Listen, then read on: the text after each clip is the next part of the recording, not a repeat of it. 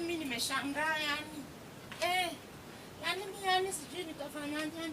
Yani kazi yani ujauzito tu umenisumbua.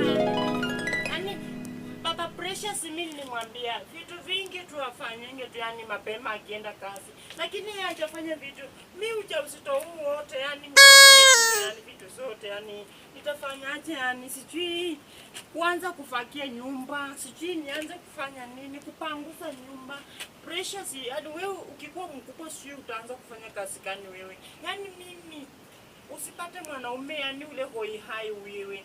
Atafanya tu kazi yenye wewe utaki yani. Ona yeye anitoka asubuhi. Mimi anatoka asubuhi ananiachia mimi njaa na huyu mtoto na wewe Precious. Sijui hata briefing alienda wapi. Mimi nimeshangaa yani. Hii mambo kweli inaniumiza yani.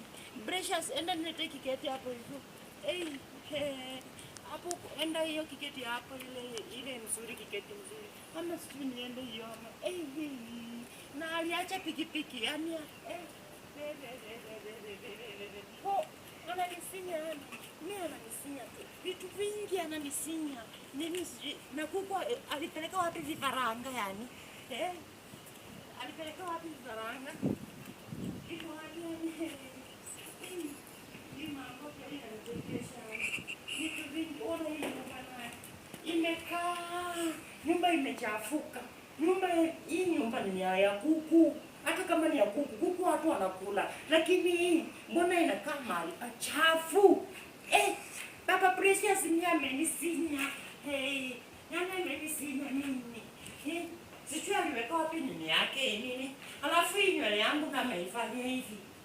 Nywele yangu ameisunda huku mahali kuku zinakaa. Yani mtu na Yesu anakaje. Nywele amezisunda mbali tu. Mimi yani na ndio maana juzi nilikuwa nataka nishuke. Unafanya nimekama. Nimeweka vitambaa mingi. Hata yani mimi amenishangaa kwa yani Baba Precious mimi yani sijui nitamwambia nini. Nitamfika matombi. Yani matombi ile makali yani. Hata nikaa hapa kupumzike yani polepole. Yani yani amenisumbua sana. Baba Precious kuja hapa ili kuona. Na briefing nimekuja pia songa hapa uniambie. Wewe kila saa